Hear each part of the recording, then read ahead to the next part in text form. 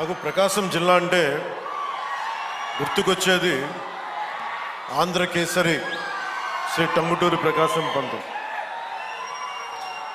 ధైర్యం లేని సమాజంలో ధైర్యాన్ని నూరిపోసినాం. సైమన్ కమిషన్కి ఆ రోజున ఎదురొడ్డి నిలిచి కాల్చుకోండి అని చొక్కా తీసి ఛాతీని చూపించిన ధైర్యవంతులు. మొట్టమొదటి రాష్ట్ర తొలి ముఖ్యమంత్రి. వారికి అలాంటి నేల ఇది. ఈ నేల గురించి అనుకున్నప్పుడల్లా అపారమైన ఖనిజ వనరులు, బ్లాక్ గ్రానైట్, ఇలాంటి చోట్ల చాలా సందర్భాల్లో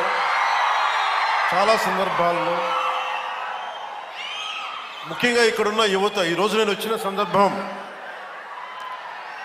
జేజేఎం కావచ్చు, కానీ ఇక్కడున్న యువతలో ఉన్న వేదన, కోపం, బాధ,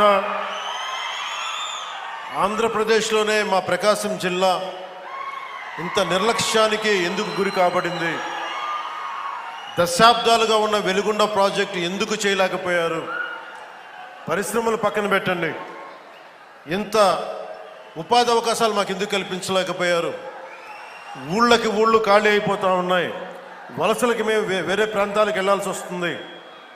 ఇలాంటి నేపథ్యంలో మీ ఆవేదన, మీ కష్టం, మీ బాధ బాగా అర్థం చేసుకున్నవాడిని. ఇక్కడ ఉన్నది నేను ఒంగోలు జిల్లాలో ఒక 2 సంవత్సరాలు ఉన్నాను. ఒంగోలు టౌన్లో ఒక 6 నెలలు కనిగిరిలో ఉన్నాం.